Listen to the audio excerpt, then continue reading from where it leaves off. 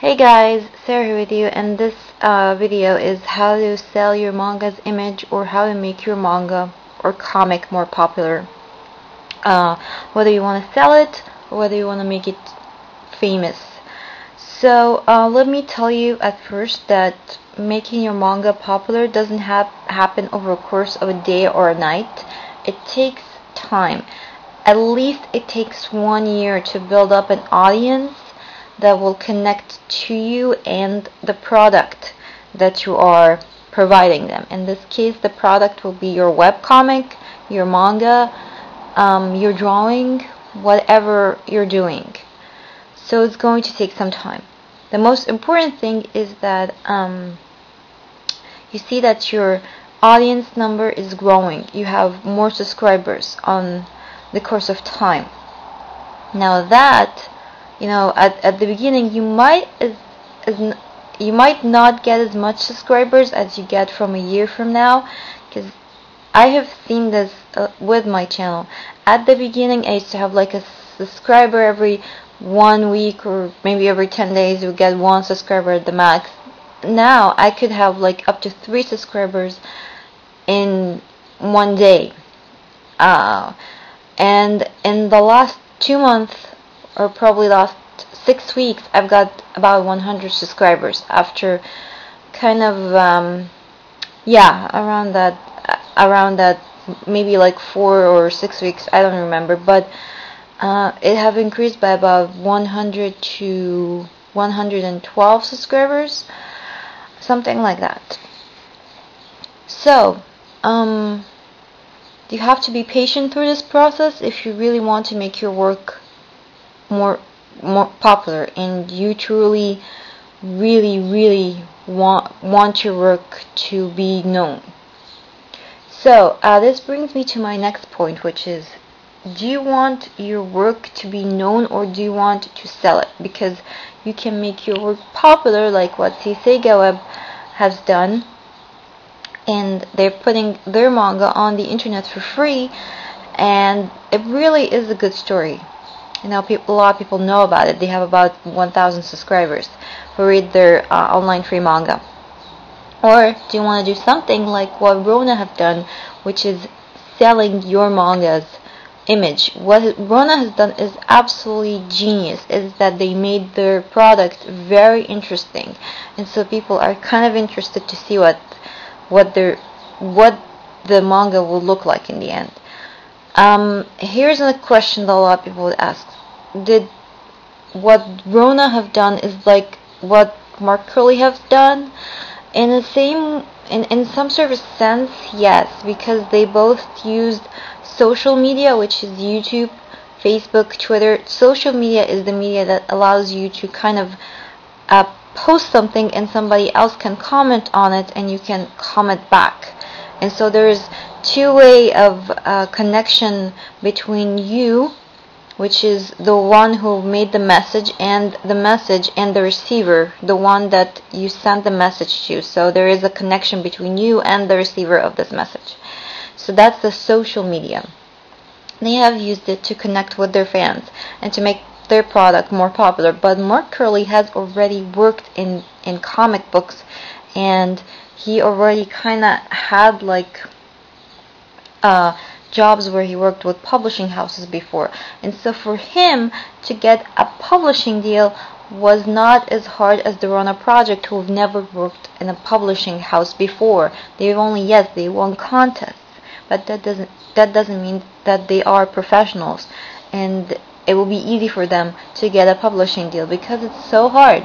Because and a little bit when you go into publishing and learning stuff about publishing is really expensive, and so those people who are publishing the material, especially like comics is colored, so comics is pretty expensive, unlike manga, which is black and white, which kind of cuts about 2/3 of the costs of a comic, which is colored and big, or at least that's what I know, because I know that here magazines are pretty expensive media to kind of work with and to publish, and advertising that's put in the magazine kind of cover up the costs of the publishing, and that's a totally different story.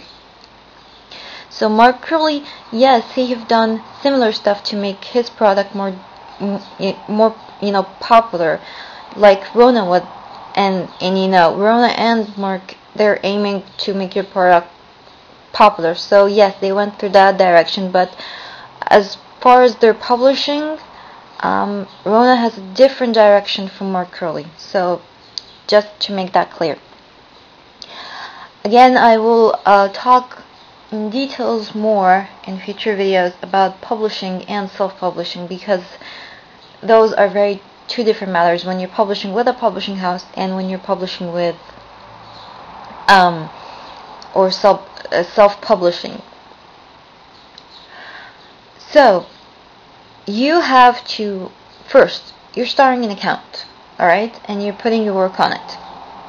What is it that you want to work? Manga? Comic? Random work like I do? What is it exactly?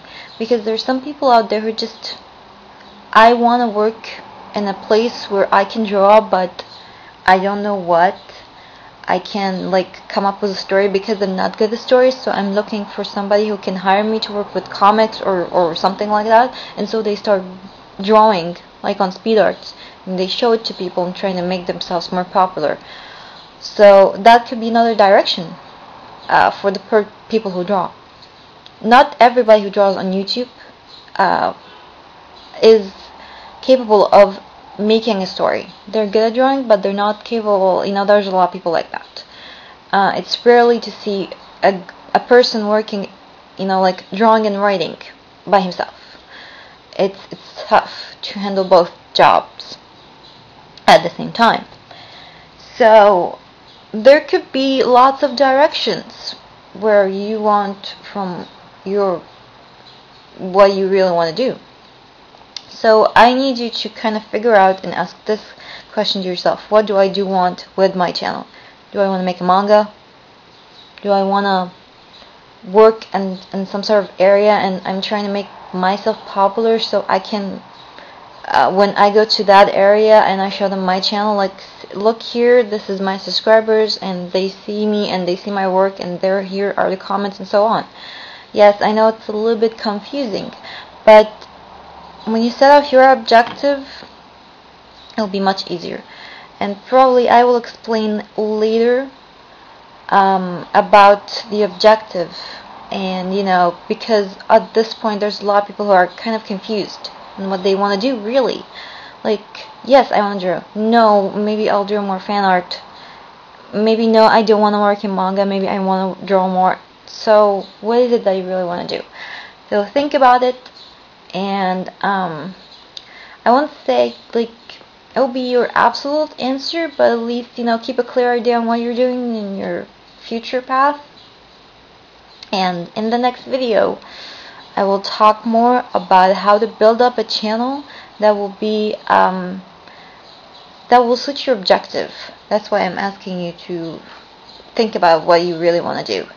So yeah, next video I'll tell you how to build up the channel and how to make your channel more popular. This was kind of an introduction. I hope that it kind of clarified a lot of stuff for you, for what's going to happen in the next couple of videos, and I hope that was useful for you. Alright, I'll see you in another video, guys, later.